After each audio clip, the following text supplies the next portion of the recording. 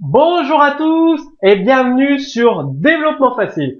Donc dans ce nouveau cours, vous allez apprendre à utiliser les listes avec le framework jQuery Mobile.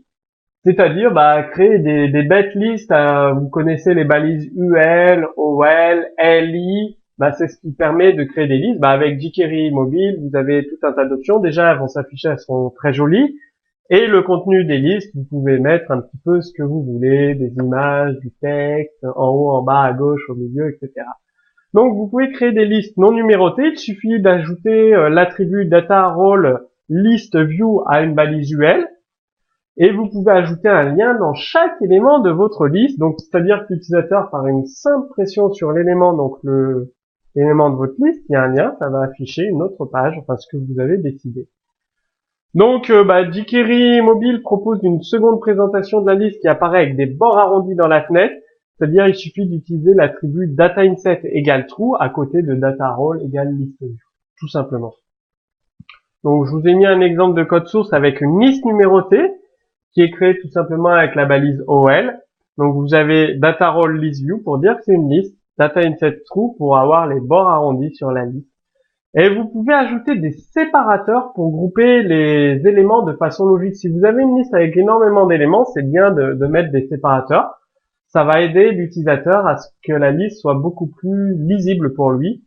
Donc pour ajouter un séparateur de liste, c'est encore très simple. Il suffit de créer une balise LI, donc classique, la balise LI, avec un attribut dataRole égale listDivider. Tout simplement. C'est aussi simple que ça. Donc jQuery Mobile, suffit de connaître les attributs à utiliser, vous les mettez dans les balises HTML existantes, celles que vous connaissez bien. Si vous ne les connaissez pas bien, il y a une trentaine de cours gratuits disponibles sur Développement Facile, donc sur HTML5, comment l'utiliser, donc je vous conseille d'aller les consulter. Si vous connaissez, vous aurez aucun mal à apprendre à utiliser le framework jQuery Mobile.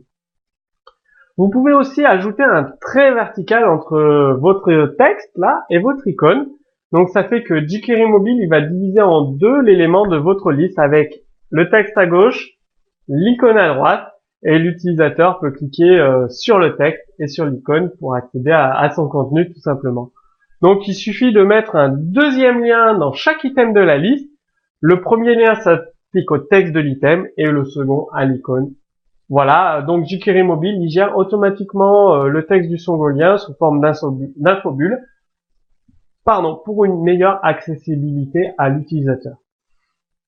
Vous pouvez également modifier l'icône, donc il suffit d'ajouter à la balise UL l'attribut data split icône avec le nom de votre icône. Donc dans un des cours des précédents, pas le dernier, mais celui d'encore avant, je vous ai donné tous les mots-clés pour afficher toutes les icônes qui existent dans jQuery Mobile. Donc, allez consulter ce cours, comme ça vous pourrez choisir l'icône à afficher dans les éléments de votre liste.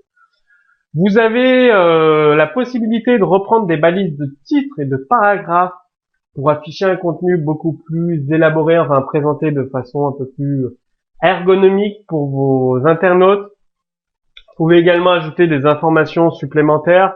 Dans le cas d'une boutique en ligne, le nombre de places, ou une date que vous pouvez ajouter à droite de l'élément avec la classe UI LI aside. Donc je vous ai mis un exemple, 13 chapitres. Donc vous avez l'élément de votre liste avec UL, LI détail 1 module 1, la descriptif maîtriser la POO, la classe UI aside, ça donne le nombre de chapitres qui sera affiché ici, 13 chapitres. Vous allez le voir dans l'exemple juste après, de toute façon, ne vous inquiétez pas, on y vient tout de suite. Alors, je vous montre un petit peu à quoi ça ressemble. Vous avez les listes, vous avez, regardé 13 chapitres, l'icône, la liste séparée d'un côté, bonus spécial, de l'autre, l'icône cliquable, ou la liste avec un seul clic, le séparateur de liste ici, le titre, la description de la liste, de l'élément, le nombre de chapitres.